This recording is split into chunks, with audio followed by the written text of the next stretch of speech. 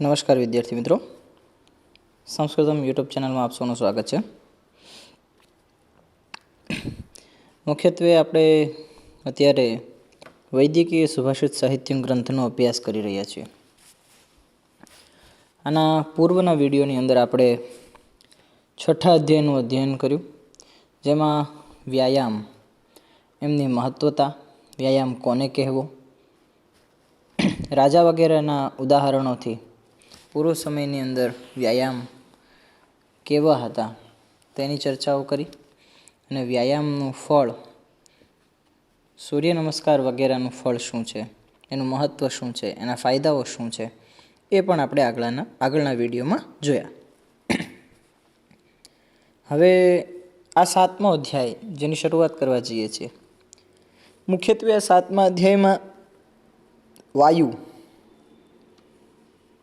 પંચમહાભૂતોનું એક અભિન્ન અંગ, સમસ્ત ચરાચર સૃષ્ટિમાં એ વ્યાપ્ત છે એ વાયુ.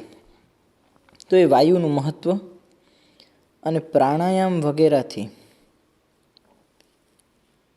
એ પ્રાણશક્તિ, એ વાયુ તત્વ એ આપણા શરીરના, આપણા આયુષ્યનું કેવી રીતે પોષણ કરે છે તેનું મહત્ત્વ અને તેની વિશેષતાઓ આપણે આ અધ્યાયમાં મુખ્યત્વે જોવાની છે.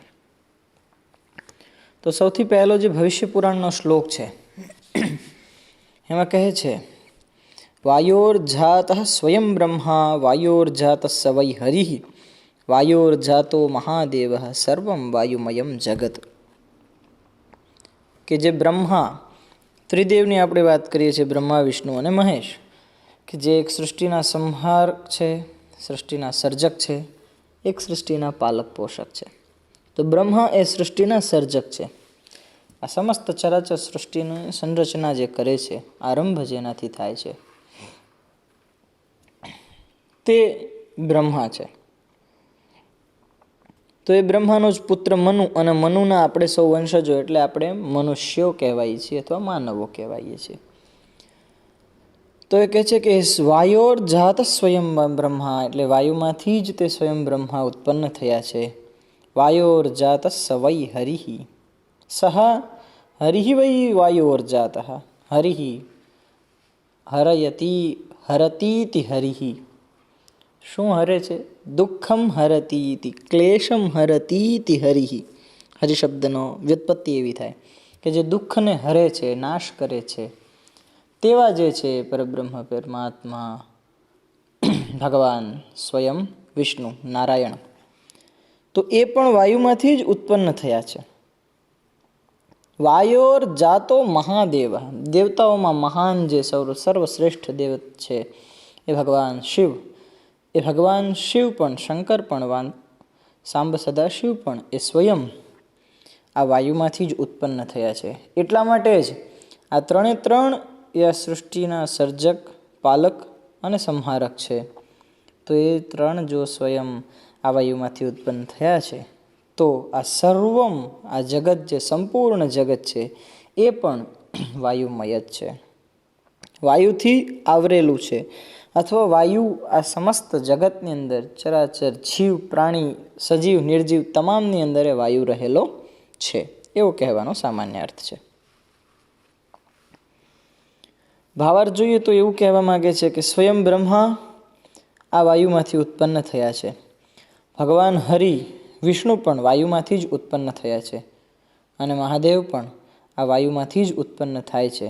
માટે આ સંપૂર્ણ જગત વાયુમાંથી જ ઉત્પન્ન થયેલું છે, અને આ સંપૂર્ણ જગતમાં કણ કણમાં વાયુ રહેલો છે.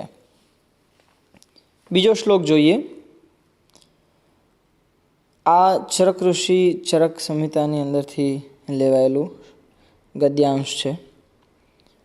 વાયુસ્તંત્ર યંત્રધર પ્રવર્તકશ્ચેષ્ટાનામ ઉચ્ચાવચાનામ નિયંતા પ્રણેતા ચ મનસઃ સર્વેન્દ્રિયાણામ ઉદ્યોજકઃ સર્વેન્દ્રિયાર્થાનામ અભિવૂઢઃ આયુષો નિવૃત્તિ પ્રત્યયભૂતઃ.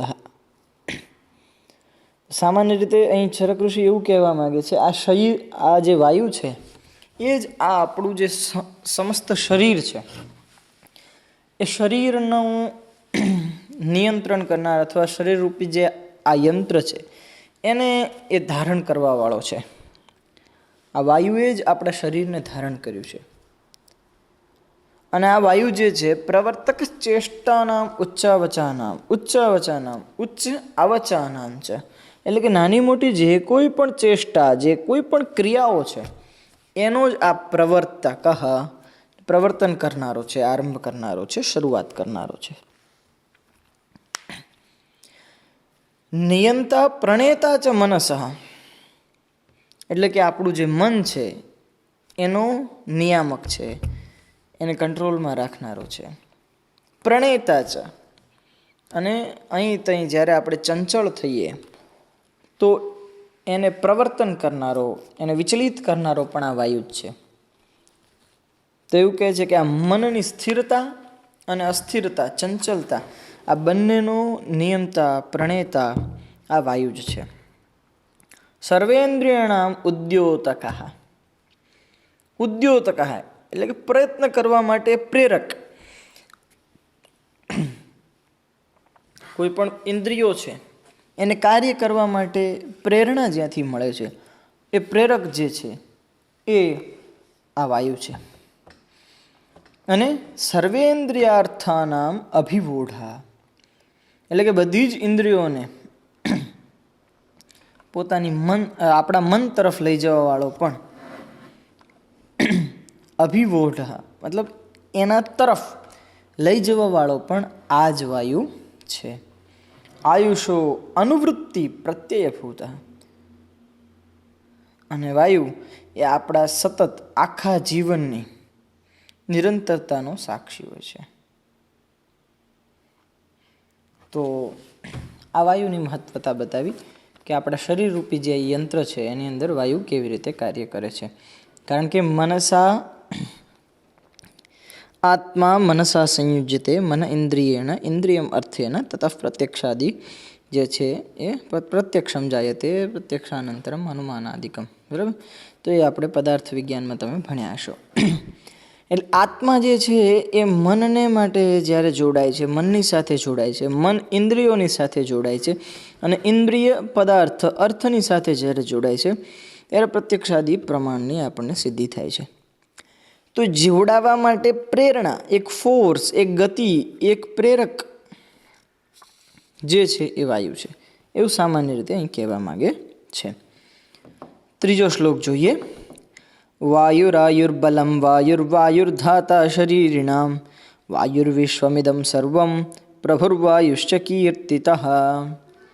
ચરક ઋષિ કહે છે કે આ વાયુ જે છે, આ પ્રાણવાયુ, મુખ્યત્વે વાયુ અર્થાત આપણું પ્રાણવાયુ, ઓકે, સમસ્ત ચરાચર જગતની અંદર વ્યાપ્ત છે એ. તો કે છે એ વાયુ જે છે એ જ જીવન છે. વાયુર આયુઃ મતલબ એ જ જીવન છે.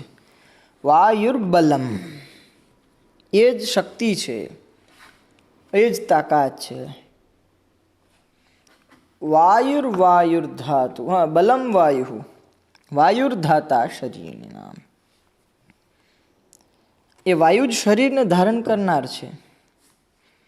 વાયુર્વિશ્વમિદમ સર્વમ, અને આ સંપૂર્ણ વિશ્વ જે છે એ વાયુને જ વરેલું છે. મતલબ એ સંપૂર્ણ વિશ્વની અંદર વાયુ વ્યાપ્ત છે, રહેલો છે, સ્થિત છે, એવું સામાન્ય રીતે કહેવા માગે છે. પ્રભુર્વાયુશ્ચ કીર્તિતઃ, એટલા માટે જ આ સમસ્ત વિશ્વના જે જીવ પ્રાણી માત્ર છે એના પ્રભુ તરીકે, એના ઈશ્વર, એના નિયમતા અથવા એના પ્રાણદાતા, પ્રાણ રક્ષક જે છે એ વાયુને કહેવામાં આવેલા છે. એ પ્રભુ કહેવામાં આવેલા છે. પ્રભુ એટલે ભગવાન ઈશ્વર વાયુને કહેવામાં આવે છે. ચોથો શ્લોક જોઈ. વાયુરેવ મહાભૂતમ વદંતુ નિખિલા જનાઃ આયુરેવ ઈશ ભૂતાનામ ઇતિ મન્યામહે વયમ. જગન્નાથ પંડિત જે છે, જગન્નાથ એ પોતાના ગ્રંથની અંદર કહે છે કે આ જે વાયુ તત્વ છે એ વાયુ મહાભૂત જે તત્વ છે એ સમસ્ત આ પંચભૂતો જે છે, પૃથ્વી, જળ, તેજ, વાયુ ને આકાશ, એ પંચ મહાભૂતોમાં જો વાયુ ન હોય તો આગળના જે 4 મહાભૂત આપણા શરીરમાં હોય તો એનું કોઈ મહત્વ રહેતું નથી. ઉદાહરણથી સમજીએ તો આપણે જ્યારે આપણા શરીરમાંથી પ્રાણ નીકળી જાય છે, બરાબર, તો પૃથ્વી આમનામ જ હોય છે, જળ તત્વ પણ આપણા શરીરની અંદર રહેલું હોય છે, આકાશ તત્વ પણ આપણા શરીરની અંદર રહેલું છે, આપણો જઠરાગ્નિ છે એ પણ તપ્ત હોય છે, આપણી આંખની અંદર જે અગ્નિ રહેલો છે એ પણ એમનામ જ હોય છે. તો કહેવાનો મતલબ એમ છે કે પૃથ્વી, જળ, તેજ અને આકાશ આ 4 આપણા શરીરમાં હોવા છતાં પણ, માત્ર મનુષ્ય નહીં, જીવ પ્રાણી, માત્ર સમસ્ત ચરાચર જગતની વાત છે, તો એ હોવા છતાં પણ વાયુ નથી તો એ કંઈ પણ કામના નથી. એટલે એ કહે છે કે વાયુરેવ મહાભૂતમ વદંતુ નિખિલા જનાઃ. એ વાયુ છે એ ખાલી પંચ મહાભૂત, મહાભૂત શા માટે કીધા? કારણ કે એના સિવાય આ સૃષ્ટિની રચના અથવા આ સૃષ્ટિનું અસ્તિત્વ છે જ નહીં. તો એ કહે છે કે વાયુને એકને જ મહાભૂત કહો, નિખિલા જનાઃ, સમસ્ત ચરાચર મનુષ્ય જગત વાયુને જ મહાભૂત માનો. શા માટે? આયુરેવૈષ ભૂતાનામ ઇતિ મન્યામહે વયમ. જે મનુષ્યનું જીવન છે એ જ આ વાયુ છે. જો વાયુ ન હોય તો આ જીવન મનુષ્યનું રહેતું જ નથી, મનુષ્ય મૃત્યુ પામી જાય છે. એટલા માટે મનુષ્યનું જે જીવન છે એ વાયુ છે, એટલા માટે તમે વાયુને મહાભૂત તરીકે માત્ર માનો. વાયુને એકને જ મહાભૂત માનવાની અહીંયા આગળ વાત કરે છે.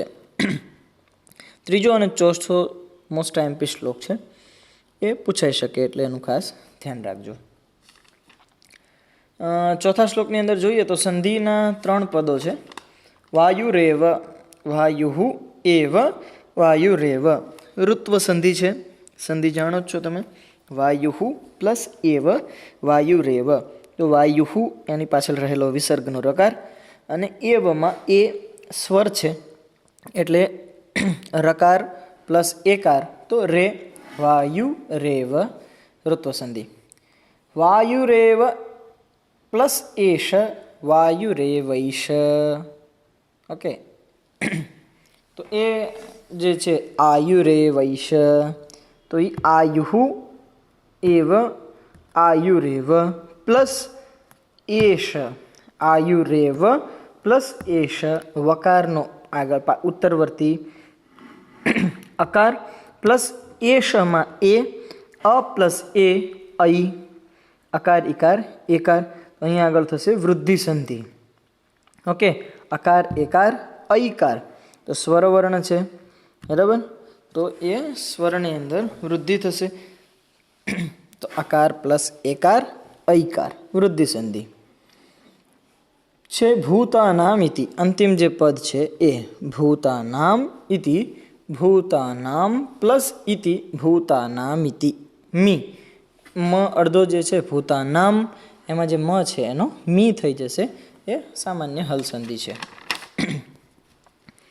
5મો શ્લોક જોઈએ. યાવદ્વાયુ સ્થિતો દેહે તાવદ જીવનમુચ્યતે, મરણમ તસ્ય નિષ્ક્રાંતિ તતો વાયુમ નિરોધયેત. હઠયોગ પ્રદીપિકામાં એવું કહે છે કે એટલા માટે તતો વાયુમ નિરોધયેત. નિરોધ કેવી રીતે થાય? વાયુનો નિરોધ, વાયુનું પ્રાણાયામ વગર. નિરોધ મતલબ નિયંત્રણ. અહીં બીજા કોઈની વાત થતી નથી, સ્પષ્ટતા. તો એ કહે છે કે યાવદ વાયુ સ્થિતો દેહે, દેહે સ્થિત વાયુ યાવત, એટલે જ્યાં સુધી આપણા શરીરમાં વાયુ રહેલો છે, તાવત જીવનમ ઉચ્યતે, ત્યાં સુધી આપણે જીવન કહીએ છીએ કે આ માણસ જીવે છે. જ્યારે પ્રાણવાયુ નીકળી ગયો તો આપણે કહીએ છીએ કે આ માણસ મરણ પામી ગયો, મૃત્યુ થઈ ગયું. તો એટલા માટે મરણમ તસ્ય નિષ્ક્રાંતિ, જો સ્પષ્ટ એમાં આગળ પણ કહી દીધું, તસ્ય નિષ્ક્રાંતિ, એ નીકળી જાય જ્યારે શરીરમાંથી, એ વાયુ જતો રહે, શરીરમાંથી નીકળી જાય, તો મરણમ ઉચ્યતે. એને મરણ કહેવામાં આવે છે, મૃત્યુ, મરી ગયો એવું કહે છે. એટલા માટે તતઃ, એટલા માટે વાયુમ નિરોધયેત, વાયુને પોતાના નિયંત્રણમાં રાખો. એટલે કીધું યમ નિયમ આસન પ્રાણાયામ, ધારણા ધ્યાન સમાધિ. સમાધિ પહેલાં શું? પ્રાણાયામ કીધું. એટલે પ્રાણનો આયામ, પ્રાણની જે ક્રિયા છે પોતાના નિયંત્રણમાં લઈ લો, પ્રાણવાયુને. એટલે તમારા પ્રાણ, તમારું જીવન તમારા નિયંત્રણમાં આવી ગયું. ઓકે, તો જ્યાં સુધી શરીરમાં વાયુ છે ત્યાં સુધી જીવન છે, અને વાયુનું શરીરમાંથી નીકળી જવું અર્થાત મૃત્યુ. માટે વાયુનું નિયંત્રણ પ્રાણાયામ વગેરેના અભ્યાસથી કરો. નિરોધયેત, આજ્ઞાર્થ છે, લોટ લકાર. ભવેત, ભવેતામ, ભવેયુઃ, વિદ્યર્થ છે, સોરી, વિદ્યર્થ ક્રિયા. ઓકે, વિદ્યર્લિંગ આવી ગયું, વિદ્યર્થ. તો એ વાત કરવામાં આવી છે. આ પણ મોસ્ટ આઈએમપી છે, પૂછાઈ શકે છે. 6થો શ્લોક જોઈએ. શરીરમ હિ વિના વાયુ સમતામ યાતિ દારુભિઃ વાયુ પ્રાણ સુખમ વાયુર વાયુ સર્વમિદમ જગત. રામાયણની અંદર આ વાત કરવામાં આવે છે કે શરીરમ હિ વિના વાયુ સમતામ યાતિ દારુભિઃ. એટલે જ્યારે સમતામ એટલે કે સમાનતા. કોની સમાનતા? યાતિ, કોની સમાન આ શરીર થઈ જાય છે? તો કે દારુભિઃ. દારુ અર્થાત વૃક્ષ. વૃક્ષની જેમ, એટલે કે લાકડું હોય, વૃક્ષનું લાકડું, તો એ કેવું થઈ જાય? નિર્જીવ થઈ જાય. ઓકે, વૃક્ષને જ્યારે તમે કાપી નાખો ને એના પછીનું એનું જે લાકડું છે, ઓકે, તો એ નિર્જીવ છે. તો એવી જ રીતે કહે છે, જ્યાં સુધી આ શરીરની અંદર વાયુ છે ત્યાં સુધી એ સજીવ છે. શરીરમ હિ વિના વાયુ, આ શરીર છે એ વાયુ વિના કોના સમાન થઈ જાય છે? દારુભિઃ, એટલે વૃક્ષના લાકડાની જેવું થઈ જાય છે. કારણ કે વાયુ પ્રાણ સુખમ વાયુ વાયુ સર્વમિદમ જગત. કારણ કે વાયુ જ આપણા શરીરનો પ્રાણ છે, આપણા શરીરનો આત્મા છે, આપણા શરીરનો જીવ છે, અને એના થકી જ આપણને જે કંઈ પણ સુખ પ્રાપ્ત થાય છે એ જો પ્રાણ હશે, એ વાયુ હશે, તો જ આપણે ભોગવી શકશું. એટલે વાયુ જ સુખ છે. વાયુ હોવું તો જરૂરી છે. જો શરીરમાં એ પ્રાણ તત્વ નથી, પ્રાણવાયુ નથી, તો આપણે ગમે તેવું સુખ હશે તો ભોગવી નહીં શકીએ.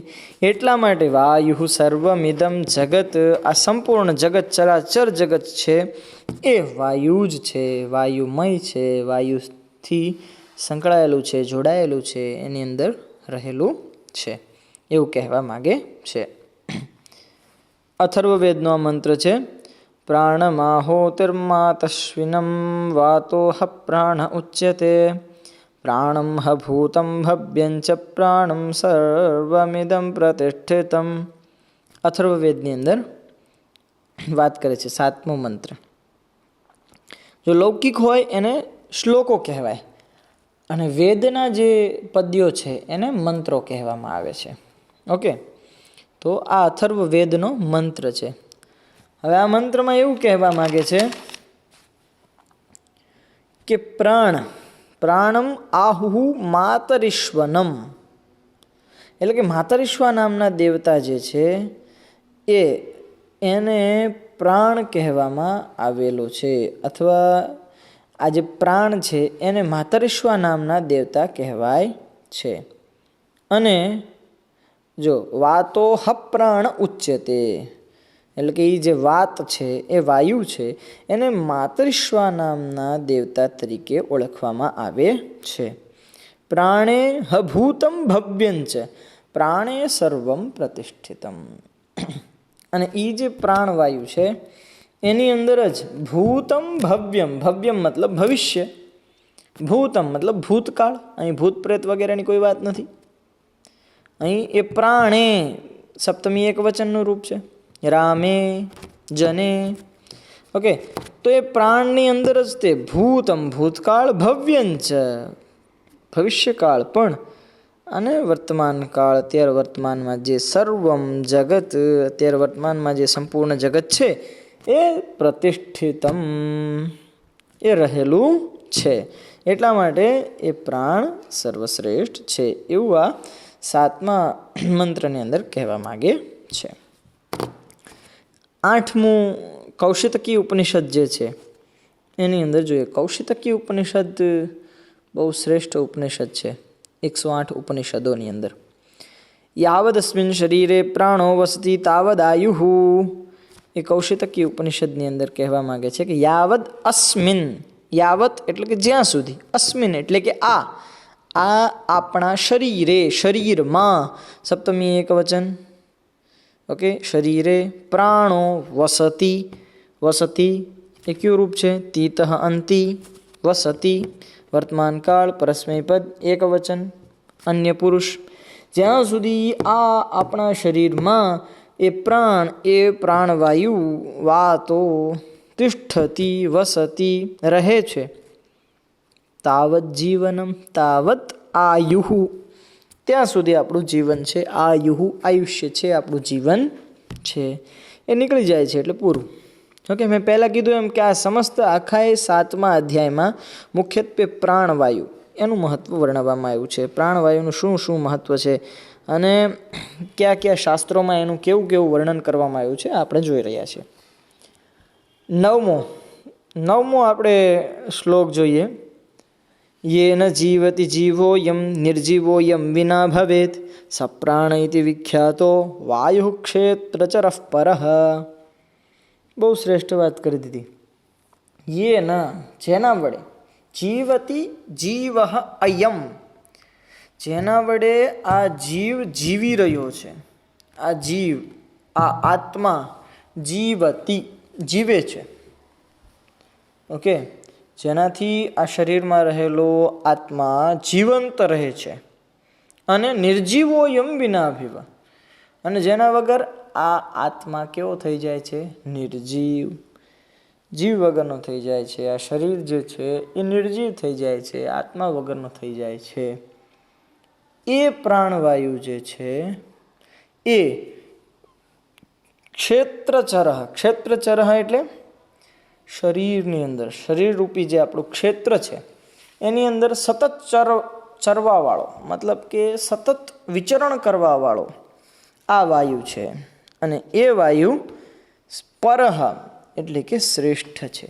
સપ્રાણ ઇતિ વિખ્યાત, એટલે કે જેના વડે આ જીવ, આ શરીર, આ આત્મા જીવે છે અને જે ન હોય તો એ નિર્જીવ થઈ જાય છે, તે આ પ્રાણવાયુ છે.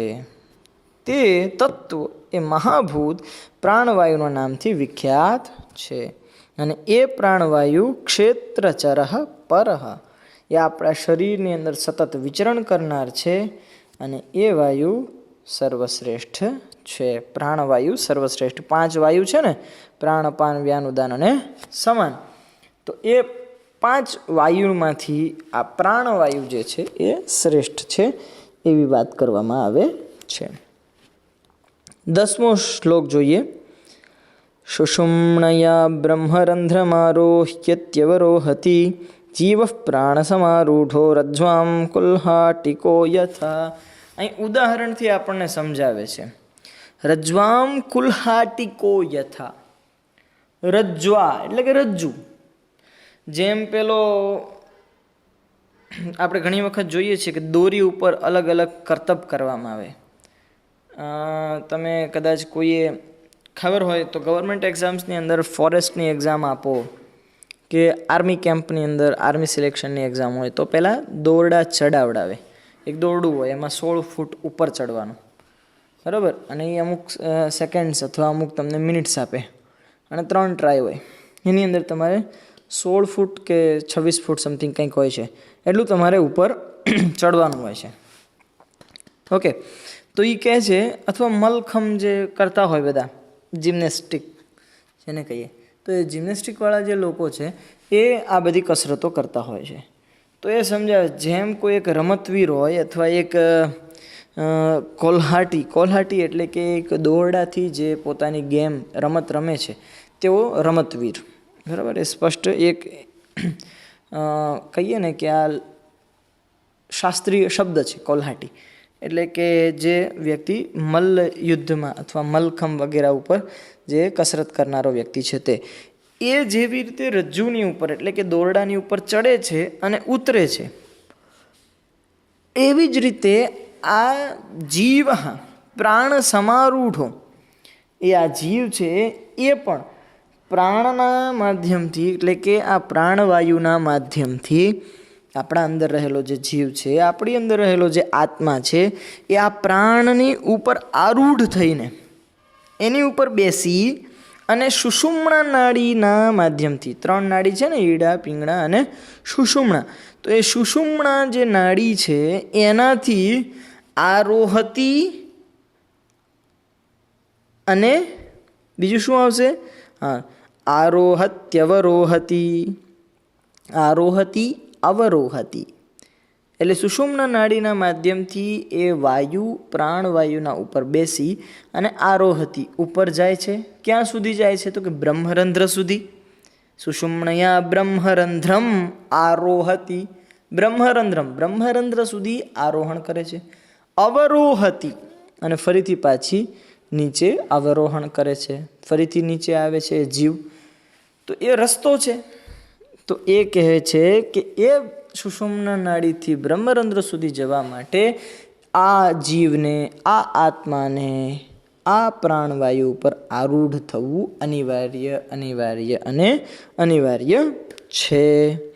તો એ કહે છે કે જ્યારે ધ્યાન યોગની અંદર કોઈ સમાધિ અવસ્થા સુધી પહોંચી જાય છે તો ઈશ્વરનો સાક્ષાત્કાર કરવા માટે, એ ઈશ્વર સુધી પહોંચવા માટે આ પ્રાણ એ સુષુમ્ના નાડીમાંથી વાયુ એ પ્રાણને બ્રહ્મરંધ્રના માધ્યમથી એ ઈશ્વરના લોક સુધી લઈ જાય છે અને ત્યાં ઈશ્વર સાક્ષાત્કાર થયા પછી એ પુનઃ અહીં આગળ આવે છે. ઘણી વખત આપણે જોયું હશે કે ઘણા બધા પૂર્વ સમયની અંદર આપણા પૂર્વજોને ખબર છે, આપણા પપ્પા વગેરે જાણતા હોય કે પહેલાંના સમયમાં જે સંતો હતા, જે મહંતો હતા, કે જે તપસ્વીઓ દિગંબરો હતા, એ બધા જ જીવતા સમાધિ લેતા હતા. તો એ સમાધિનો સમય નિશ્ચિત કરતા કે આ તિથિ એટલા વાગે હું લઈશ. તો એ ત્યાં આગળ જે કોઈ પણ ખાડો ગાળવામાં આવે અથવા જે એનું સમાધિ સ્થાન નિશ્ચિત કરવામાં આવે તો એ સમાધિ સ્થાનની અંદર ત્યાં આગળ બેસી અને એ ધ્યાન કેન્દ્રિત કરતા, સમાધિમાં જતા, અને સમાધિમાં જાય અને એના પછી એને જે સમય આપ્યો હોય તો એ પહેલાં ટાઈમ ડ્યુરેશન નક્કી કરી નાખે કે આટલા સમયની અંદર હું મારા પ્રાણનું નિરોધન કરીશ, અવરોધ કરીશ મારા પ્રાણને. ત્યાર પછી એ પ્રાણવાયુના માધ્યમથી મારા હૃદય અંદરની અંદર રહેલો એ જે મારો જીવ છે એને સુષુમ્ના નાડીની અંદર લઈને આવીશ. ત્યાર પછી કંઠમાં આવશે, કંઠમાંથી મૂર્ધના, અને મૂર્ધનાથી બ્રહ્મરંધ્ર, અને બ્રહ્મરંધ્રથી હું એ આત્માને સીધો એ ઈશ્વર સુધી પહોંચાડીશ. તો એ આખી એક પ્રક્રિયા હોતી હતી એ સમાધિ સ્થાનની. તો એ જે કોઈ પણ એ ઋષિઓ, મુનિઓ અથવા એ સંતો, મહંતો, ભગવંતો, દિગંબરો જે કોઈ પણ હતા તો એ પહેલાં આવું નિશ્ચિત કરતા હતા અને એ બ્રહ્મરંધ્રથી એ આત્માને ત્યાં પરમાત્મા સુધી લઈ જતો. અને અત્યારે પણ વર્તમાનમાં ઘણી બધી એવી સ્થિતિ છે કે આપણા શરીરની અંદર રહેલા છિદ્રો, એ છિદ્રોમાંથી તે પ્રાણ આપણો જાય છે. તો એવું કહેવાય છે કે જ્યારે જે પ્રાણ જે છિદ્રમાંથી જાય છે તો એ છિદ્રની જેવી પેલી વેલ્યુ હોય એવી એની ગતિ થાય છે. જેમ કે કોક તમે જોતા હશો આંખો ખુલ્લી રહી જાય તો આંખમાંથી પ્રાણ જાય, કાનમાંથી પ્રાણ જાય, કાનમાંથી ઘણી વખત રુધિર નીકળતું હોય, અથવા નાકમાંથી રુધિર નીકળતું હોય, મોઢું ખુલ્લું રહી ગયું હોય, તો આ બધા છિદ્રો છે. તો આમાંથી બધેથી એ પ્રાણ નીકળે છે. તો એ કહે છે કે જે છિદ્રમાંથી એ પ્રાણ ઉપર જાય છે તો એ છિદ્રનું જે વેલ્યુ છે અથવા એ છિદ્રની જે મહત્વતા છે એને અનુસાર એને એ લોકની ગતિ મળે છે. તો શ્રેષ્ઠતા જેટલી છિદ્રની જેટલી હોય, બરાબર, એટલી શ્રેષ્ઠ એને ગતિ મળે છે. એવું અત્યારે લૌકિક પણ આપણે જાણીએ છીએ, સમજીએ છીએ. તો એ જ વાત કરીએ અહીંયા આગળ કે એ સુષુમ્ના નાડી વડે એ પ્રાણવાયુના માધ્યમથી એ પ્રાણવાયુ ઉપર આરોહણ કરી બેસી અને આ પ્રાણ જે છે, આપણો જીવ છે, આપણો આત્મા છે, એ બ્રહ્મરંધ્ર સુધી અને બ્રહ્મરંધ્રથી ફરીથી અહીંયા નીચે જ્યારે સમાધિ અવસ્થા થાય એના પૂર્વમાં આ એક પ્રેક્ટિસ કરવામાં આવે છે, અથવા એ જે ઋષિમુનિઓ છે હોય છે, જે તપસ્વીઓ હોય છે, એ પોતાના પ્રાણને આવી રીતે નિરોધિત કરતા હોય છે, નિયંત્રણમાં લેતા હોય છે, અને ત્યાર પછી એ નક્કી કરે છે. આપણે કેમ નેટ પ્રેક્ટિસ ઘણી વખત કરવી પડે ને, પહેલાં આપણે ફાઇનલ કોઈ દી એમને તો કોઈ મેચમાં ઉતરે નહીં, અથવા કોઈ પણ જગ્યાએ આપણે જોઈએ તો પહેલાં કેટલી બધી પ્રેક્ટિસ કરીએ, ત્યાર પછી જ આપણે આપણું પરફોર્મન્સ આપીએ છીએ. બસ તો એવી જ રીતે એ પણ ઋષિમુનિઓ કે મહંતો કે જે તે હતા, એ સંતો બધા સમાધિ પૂર્વ આ બધી એક અભ્યાસ કરતા હતા, પ્રેક્ટિસ કરતા હતા. 11મો શ્લોક જોઈએ. પ્રાણાદ્વયેન ખિલ્માની ભૂતાની જાયન. ઓકે, આ તૈત્તરીય ઉપનિષદનો મંત્ર છે. ઓકે, પ્રાણાધ્યેનૈવ ખિલ્માની ભૂતાની જાયન્તે પ્રાણેન જાતાની જીવંતી પ્રાણમ પ્રત્યયંભિવિશંતીતિ પ્રાણેન અમૃતગુંહિતમ.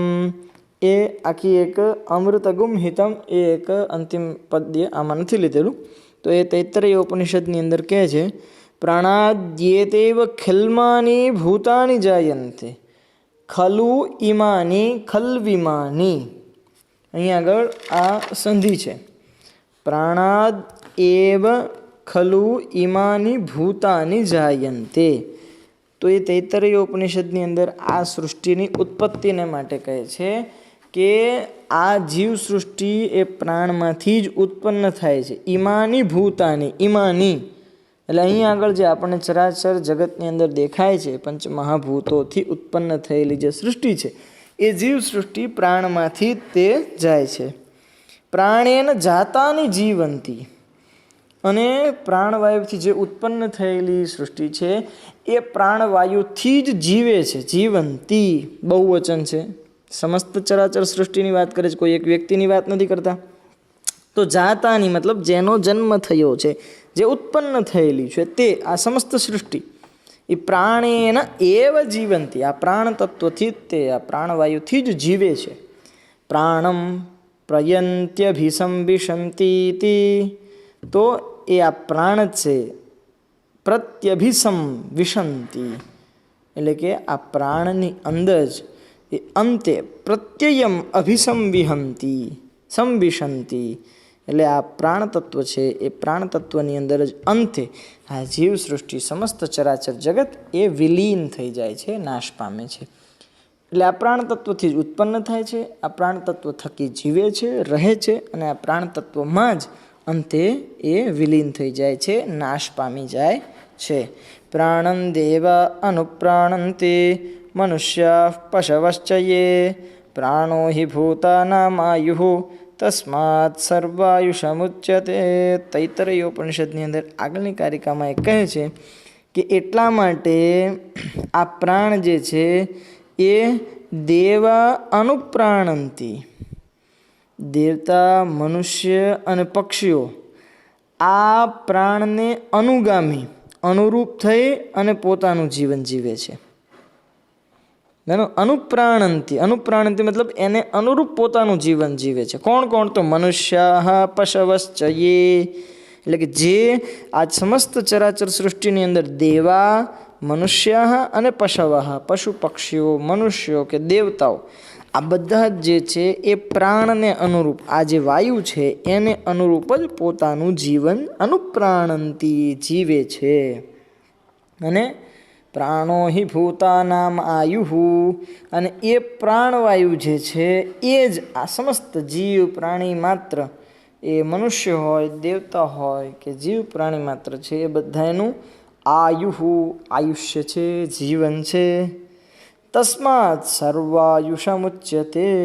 એટલા માટે આ પ્રાણવાયુને સર્વાયુષ એટલે કે આયુ સર્વને સમસ્ત જગત શ્રેષ્ઠને સમસ્ત ચરાચર જગતને આયુષ્ય પ્રદાન કરવાવાળાઓમાં શ્રેષ્ઠ કહેવાયો છે. તસ્માત સર્વાયુષ ઉચ્યતે. સર્વાયુષમ ઉચ્યતે. સર્વાયુષમ અર્થાત જે દેવતાઓ કે જે ભગવંત અથવા ઈશ્વર આપણને પ્રાણ આપે છે, આયુષ્ય આપણું આપણને આપે છે તે સમસ્ત દેવતાઓમાં અને સમસ્ત દેવગણોમાં પ્રાણને સર્વશ્રેષ્ઠ માનવામાં આવ્યો છે.